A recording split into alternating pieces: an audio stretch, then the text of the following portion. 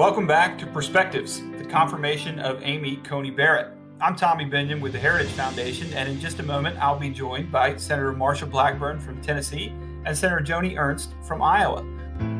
Both of these extraordinary women sit on the Judiciary Committee, where they are doing something very special today and all this week.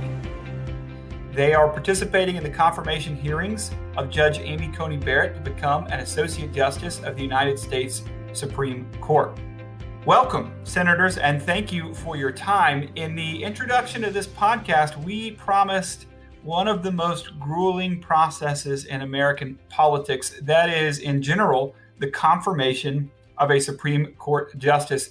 Today's hearings really delivered on that grueling nature, didn't they? 22 senators on the Judiciary Committee, 30 minutes to question the judge each. They can ask her about her articles. They can ask her about cases she's decided. They can ask her about her jurisprudence. They can ask her to do a short answer math problem if they wanted to.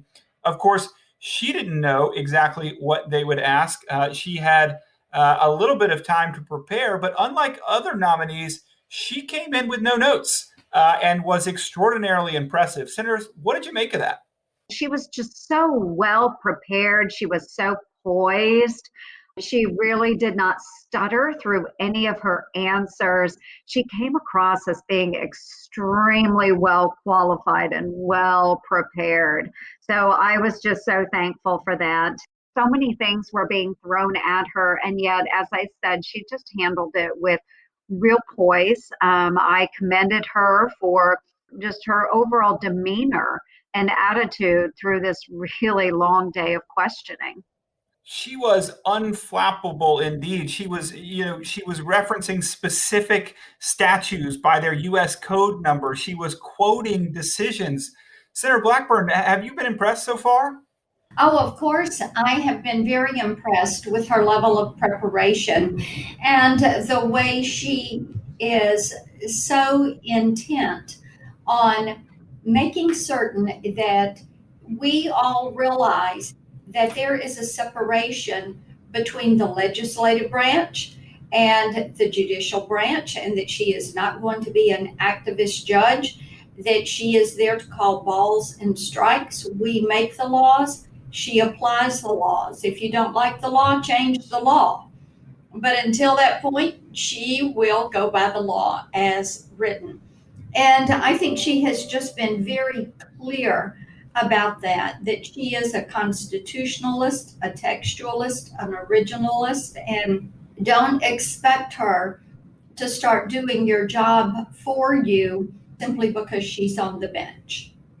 She makes it look easy, but it's not. These political concepts, jurisprudence, the separation, the difference between the legislative branch and the judicial branch, what the role of a Supreme Court justice is, these are nuanced and fraught things. A layperson like myself could never step into that role and provide answers with such clarity that are sure to be quoted for decades to come.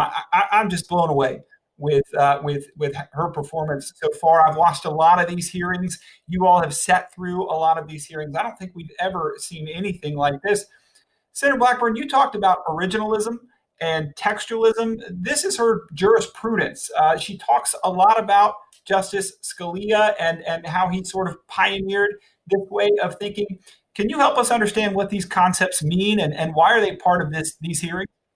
Yes, absolutely, because they are related concepts. When you look at originalism, it means that the Constitution remains constant, even with the different, with applications to different situations.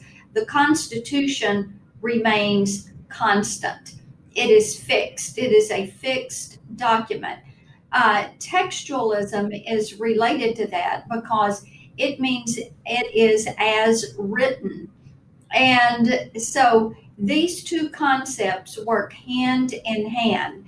And it's interesting talking to people that have taught with Judge Barrett or people that know her work, have been her students. They all talk about how she opened their minds and got them to think through the process and to apply the concept of originalism.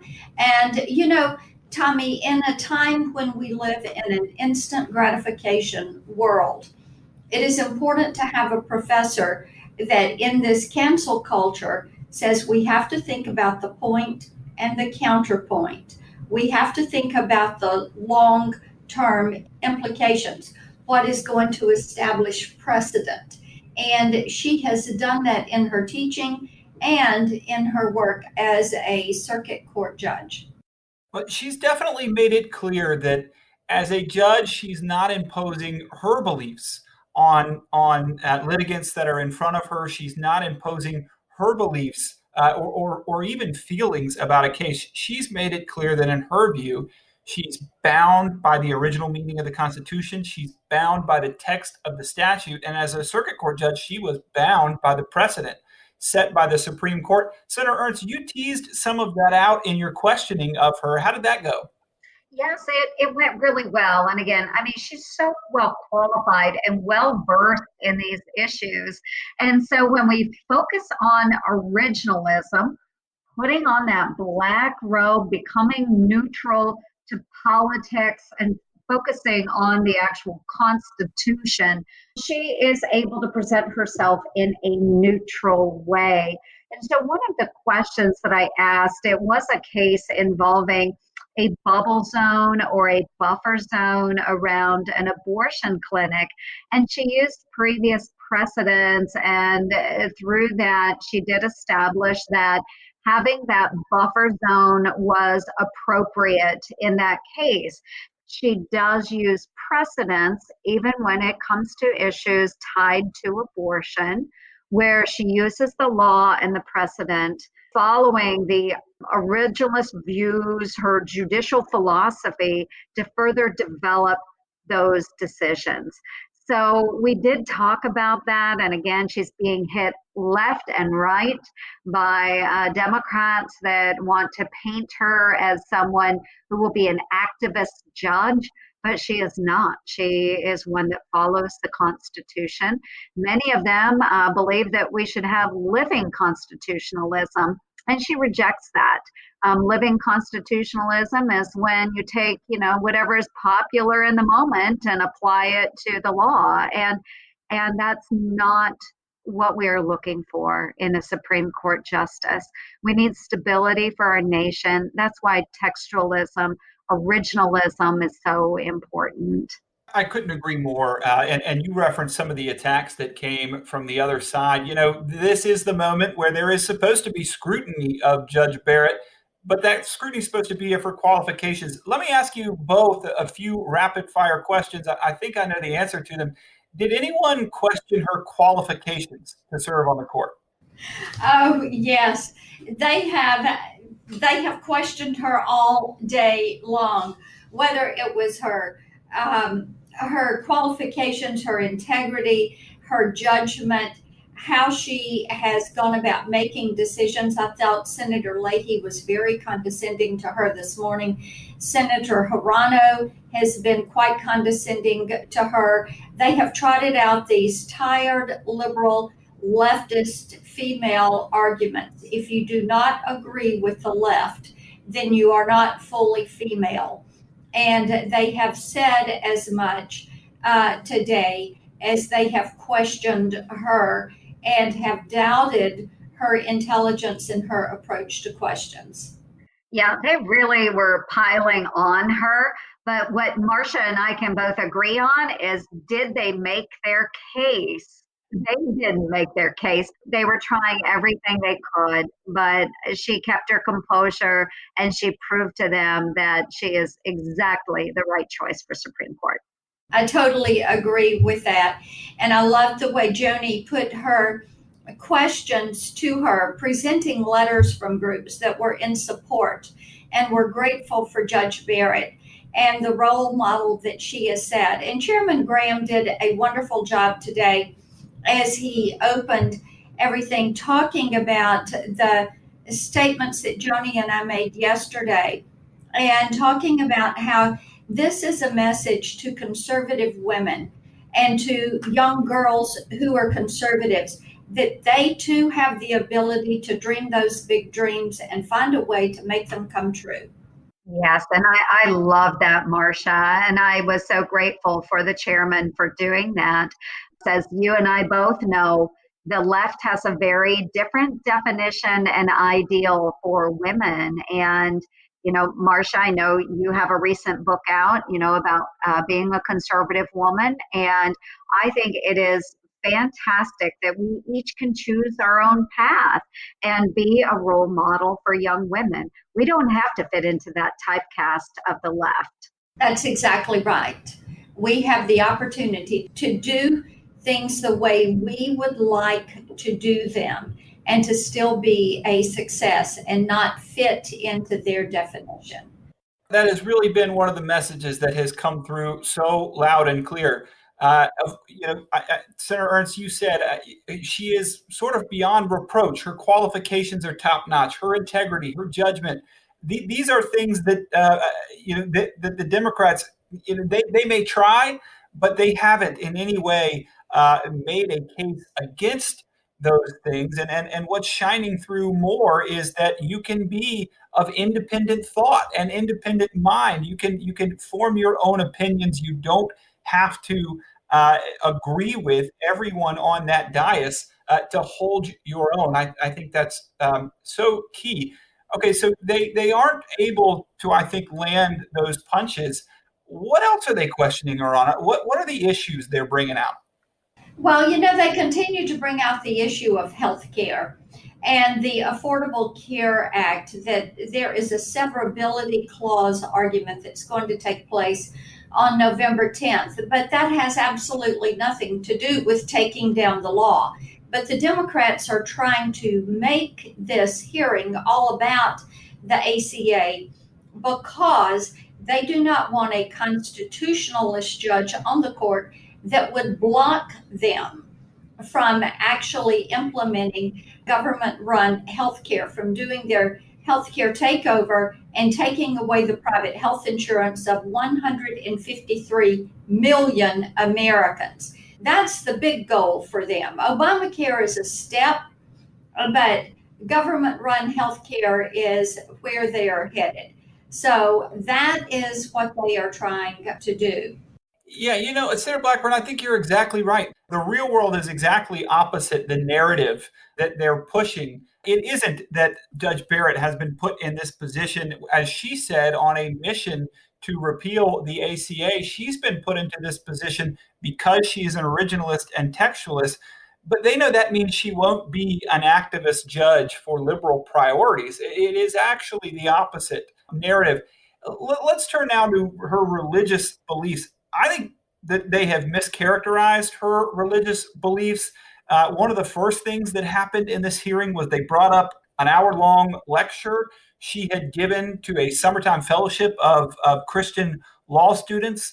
They brought up a statement of her faith beliefs that she signed long before she was in public life. These aren't, I don't think, things that are appropriate to be part of this process. We don't have a religious test to serve in public office in this country. Senator Ernst, we talked a lot today about religious freedom. Why is that so important? Well, it is exactly as Judge Barrett said, Tommy. She said that it is so important to our nation because those that have been religiously persecuted in other countries found safe haven here at the very founding of our great United States of America. And so it is one of those intrinsic values that we have espoused as a nation, where our government can't decide and tell you how to practice your beliefs. And we do have that religious freedom. And so while she is a practicing Catholic, we know that. She does not hide that fact. As a person, as a mother who has taught her children in the Catholic faith, she has raised them, of course, to be in the Catholic faith.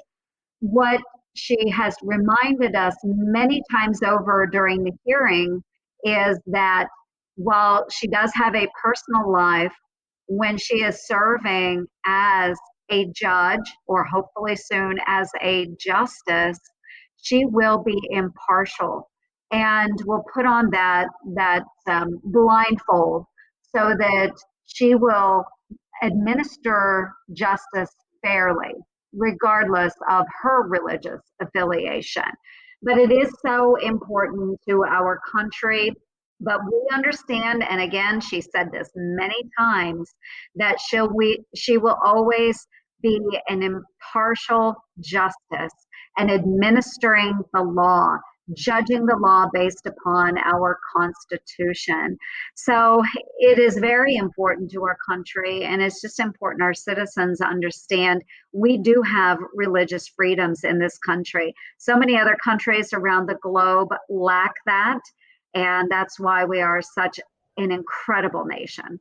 Well, I couldn't agree more. I do have a sense that it's under threat, and it is always incumbent upon those of you in public life to protect that most fundamental right of religious liberty. And we could see that you're doing that in the Judiciary Committee and on the Senate today. We're just getting started. We've got a whole nother day of questions from the senators. Tomorrow, we're going to learn more about who Amy Coney Barrett is and what her process is for making decisions.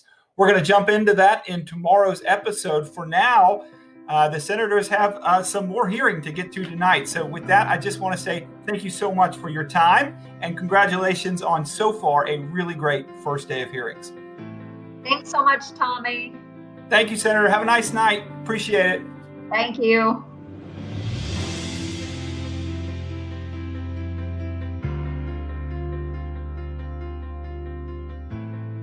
Perspectives is brought to you by more than 500,000 members of the Heritage Foundation. Sound design by Lauren Evans, Mark Guiney, and John Popp.